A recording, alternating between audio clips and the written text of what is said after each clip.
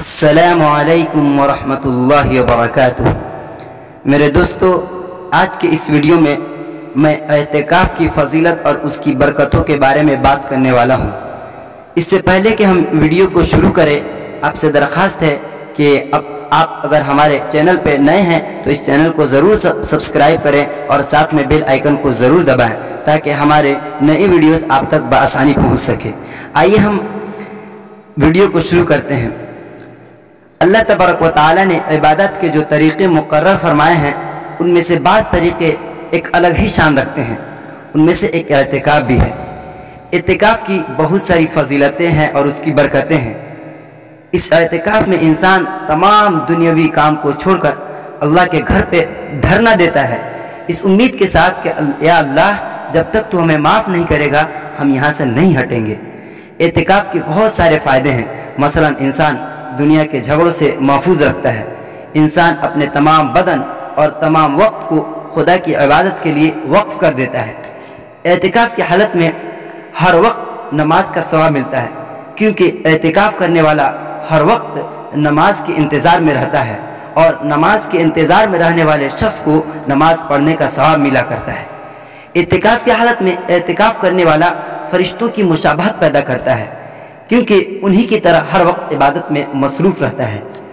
ایک حدیث میں حضرت حسین ابن علی سے مروی ہے کہ نبی کریم صلی اللہ علیہ وسلم نے ارشاد فرمایا، جو شخص رمضان میں 10 دن کا اعتکاف کرے گا تو اس کا یہ عمل 2 حج اور 2 عمروں جیسا ہوگا۔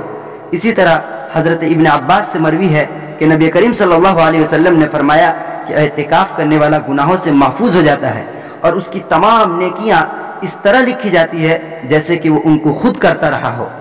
نبی کریم صلی اللہ علیہ وسلم اعتکاف سے بہت ہی دلچسپی رکھتے تھے، چنانچہ آپ صلی اللہ علیہ وسلم ہر سال رمضان کے مہینے میں اعتکاف فرماتے تھے۔